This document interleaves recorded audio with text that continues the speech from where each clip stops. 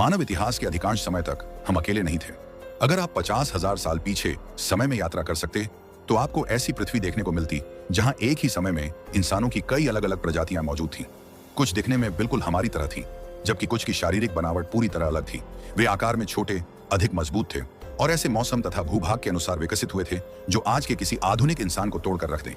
एक प्रजाति एक दूर दराज के द्वीप पर रहती थी और विकसित होकर उसकी ऊंचाई केवल 3 फीट रह गई थी। एक दूसरी प्रजाति इतनी रहस्यमयी है कि उसके बारे में हम जो कुछ भी जानते हैं वह लगभग सिर्फ एक उंगली की हड्डी से मिला है। और फिर थे हम, होमो सेपियंस। होमो सेपियंस आज इंसानों की केवल हमारी ही प्रजाति बची है।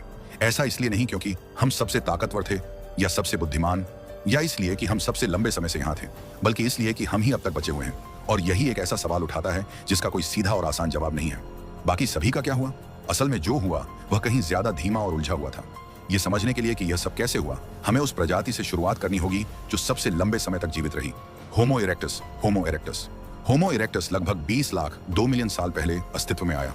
और इस संख्या को समझने के लिए एक बात सोचिए, आधुनिक इंसानों ने आज तक जो कुछ भी हासिल किया है, हर शहर जो हमने बनाया, हर युद्ध जो हमने लड़ा, हर भाषा जो हमने बोली, ये सब केवल पिछले कुछ हजार वर्षों के भीतर ही समा जाता है। लेकिन होमो इरेक्टस इस ग्रह पर इतने लंबे समय तक रहा कि उसके सामने हमारा पूरा इतिहास सिर्फ एक फुटनोट जैसा लगता है। उनका शरीर सबसे पहले ऐसा था जो पहचानने में इंसानों जैसा लगता था।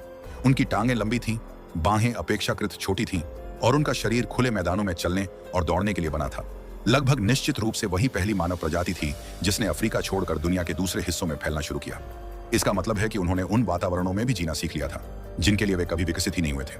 उनका मस्तिष्क हमारे मस्तिष्क से छोटा था, लेकिन उनसे पहले आने वाली किसी भी मानव प्रजाति से कहीं बड़ा था। उन्होंने पत्थर के ऐसे औजार बनाए जो लाखों वर्षों तक लगभग बिना किसी बदलाव के इस्तेमाल होते रहे।